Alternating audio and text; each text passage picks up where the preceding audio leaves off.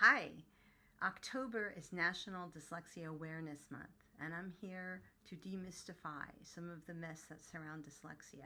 In this very short clip, we're going to cover some of the more popular myths that surround dyslexia and what you need to know to help your child if your child is in fact dyslexic. Let's get started. Okay, myth number one, you can't identify dyslexia until third grade. This is false. I have students currently that were identified as early as kindergarten.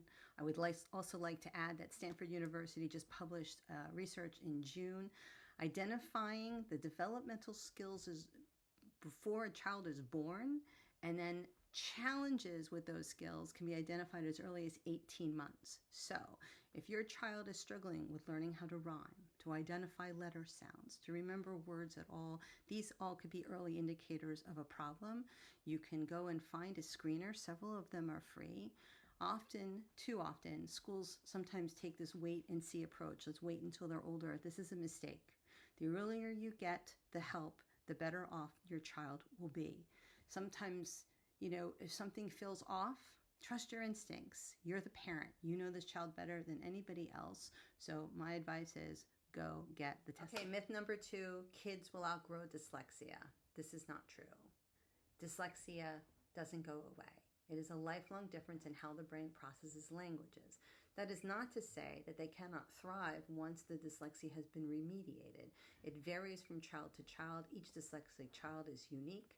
There's also issues of comorbidity with any other problems they could be having that is making it longer for them to process language.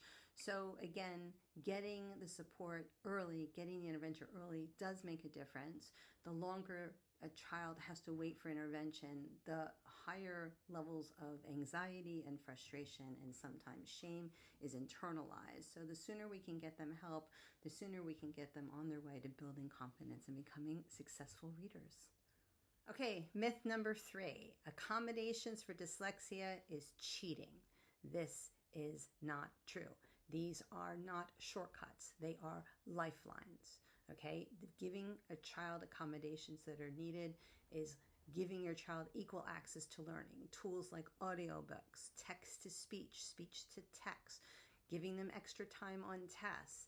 These aren't taking advantage of a situation.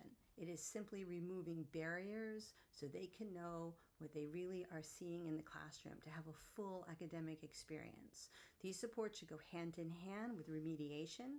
That remediation is happening here to get that child to close those gaps, but at the same time on grade level, they could be listening to audiobooks, listening to the audio instruction, getting that extra help, so it's all happening at the same time.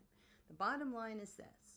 If your child is bright and capable and full of potential, by busting these myths and advocating early, you're giving them the best chance to succeed, not just in school, but in life. Thanks.